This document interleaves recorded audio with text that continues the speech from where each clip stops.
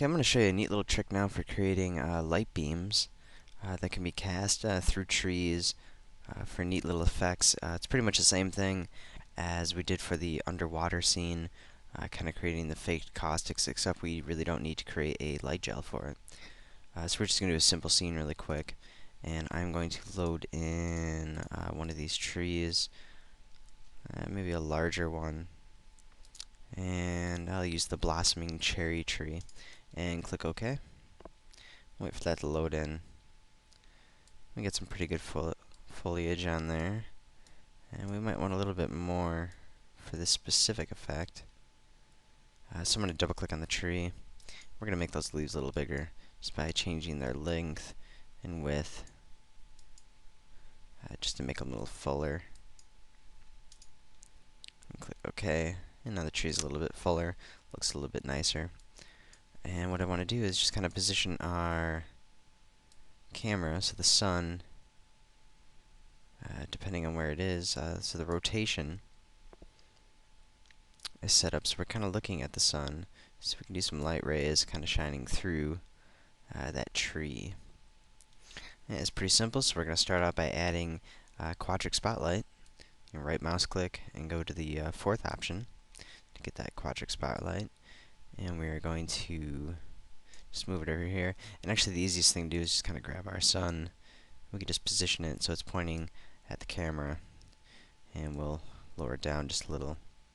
It's about right there. And we want to do just a bit of an angle.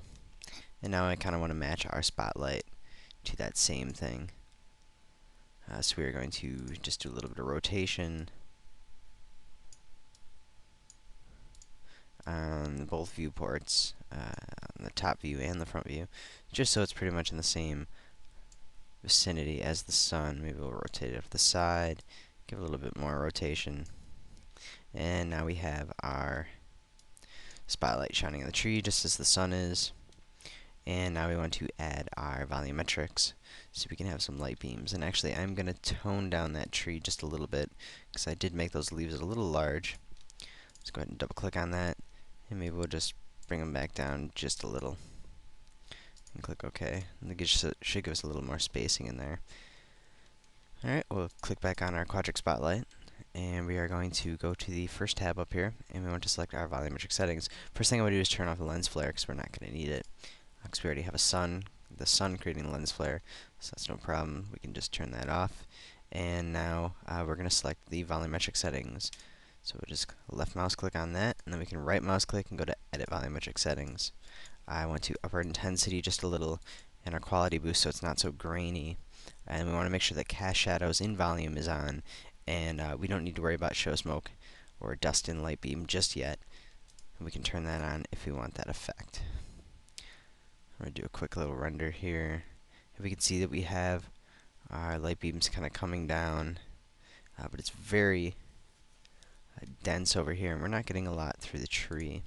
So we just reposition our light a little, we'll rotate it upwards, and we'll take a look at our render, see what we get. And now we have a little bit of light beams coming through, and this is definitely something you want to be doing when you're inside of like a forest. Obviously, out in the open like this, it's not going to be very realistic. But if we had a lot of trees around us and we were kind of in a forest area and you could make that, then you would want to have maybe some light beams going through, and that's pretty much what this effect is for. We could also move our light over to the side a little so we're catching more of that bottom open area, so we can get some different variations of light beams in there. We just have some nice large ones, and our sky is a little bright, so they're kind of blending in, which is another reason why you might want to use kind of a forest area, because that'll block out a lot of the sky. And I'm just going to go ahead and add another tree in here just so we can kind of phase that out, and so we can kind of see the light beams. And we'll just move that over in front of it just so we can actually see what's going on. See, we have these nice light beams going through. Like I said, it's better for forests. Obviously this wouldn't have happened in real life if we were just out in the open like this, but you can increase your intensity of your light if you want. Just adjust the power, and that will actually make your light beam a lot stronger So now we have these light beams going all throughout, and very bright down here. Depending on your background, you might actually want that. Or if you're just peering through the trees, through the leaves, we could just zoom in here and take a look at that, and we'll actually be able to get a pretty neat looking effect. We just got some light beams shining through, and depending on the angle and little differences, but you might want to just tone that down a bit. Quadric Spotlight is best because the fall off is a lot quicker. And we're just going to tone down that power. And I want to go back to our volumetric settings, and we're going to turn on show smoke or dust in light beams and click OK. And this just will add a little bit of variation to our light beams so that there's little speckles and things like that in there. And we just have some dustiness, as you can see, in these areas, and just add a little bit of a grain to it, sort of. And we could adjust that if we wanted to by going into the function editor, but we don't really need to. So this is just a quick little trick you can do to add your light beams, and if you want, you could do this on an even more large scale. If we get rid of our trees in here, we could actually do this as it is coming from the sky.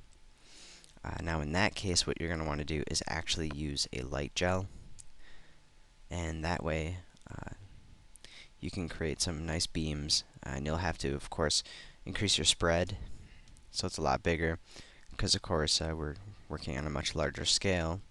We'll turn our power down just a little right now, if we can see that. But of course, for an effect coming from the clouds, you're going to want to bring it up a little bit higher and have these streaks in here.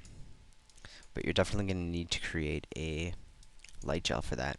And if you want to take a look at how to create light gels, just look at one of the other extras for the underwater, with the underwater scene in it, and that will show you how to really add those light gels. And you can probably use the same light gel that was used for the underwater scene to get some of those light beams in there.